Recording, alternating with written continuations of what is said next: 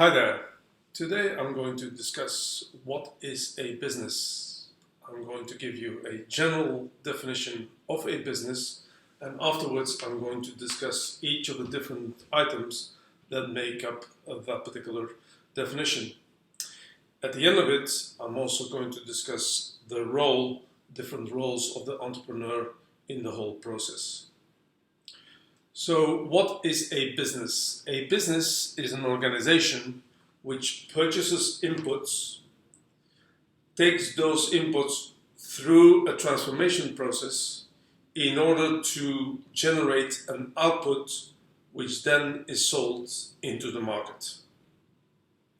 So, a business is an organization that purchases inputs, takes them through a transformation process in order to generate an output. Inputs, by the way, are mostly referred to as factors of production, and factors of production are four. Yeah? There is, first of all, capital, which is the initial investment layout of the business, as well as machinery. There is E for enterprise. That is all to do with how do you organize each of those factors of productions. Number three, the first L stands for labor. How many people are you going to use in the transformation process? And the last L stands for land. Any business, regardless of its size, will always occupy some land.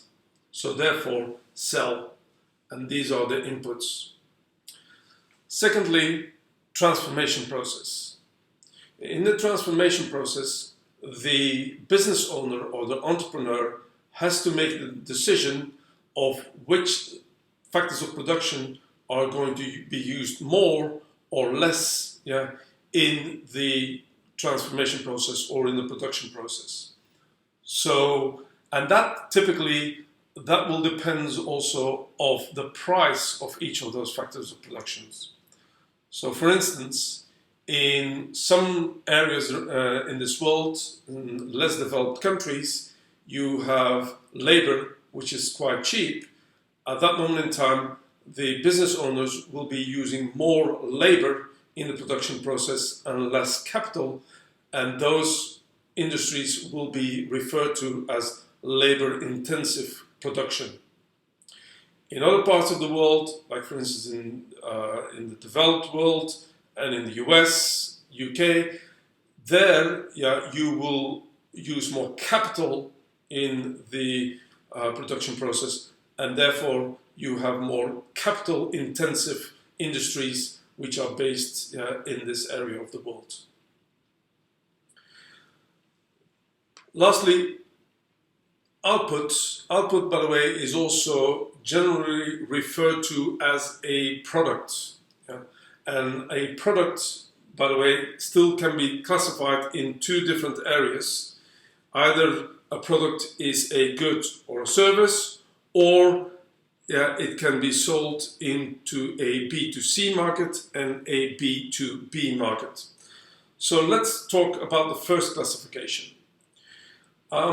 Either the product is a good, i.e. a tangible item, something that you can touch, that you can feel, either it's a car, a mobile phone, computer, and most of those businesses will be then in the manufacturing industry, and they will be producing goods. Or the end product is an intangible item.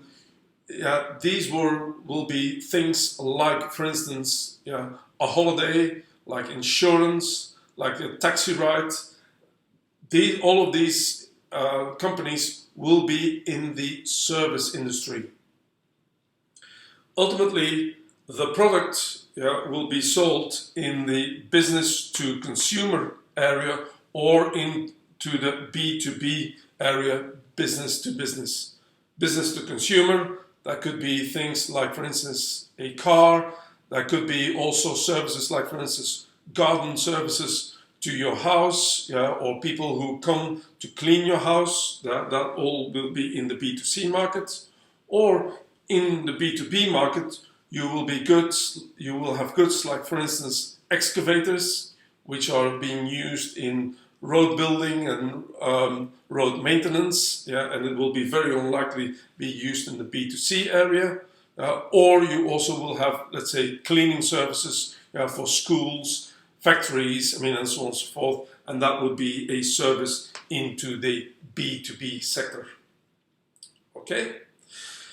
Now, the role of the entrepreneur, by the way, is fourfold in the whole process. So there are 4 areas. Number 1, the entrepreneur has to come up with the business idea.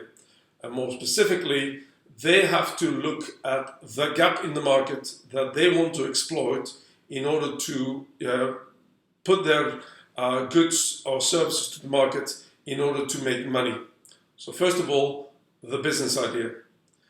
Secondly, they have to make decisions around the organization of the factors of production. How much labor is going to be used, how much capital is going to be used, and all kind of stuff. They have to organize all of that.